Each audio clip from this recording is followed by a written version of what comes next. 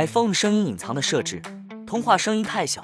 听歌音质差怎么办？简单一招教你解决。首先打开设置，辅助功能，点击助听设备，打开助听器兼容性，再点击音频与视觉，关闭单声道音频，再进入耳机调节，打开耳机调节，把耳机调节设为中度，最后进入音乐，上滑屏幕，打开音量平衡，进入均衡器，把音频模式设置为人声增强。这样你的手机不仅通话声音会变大，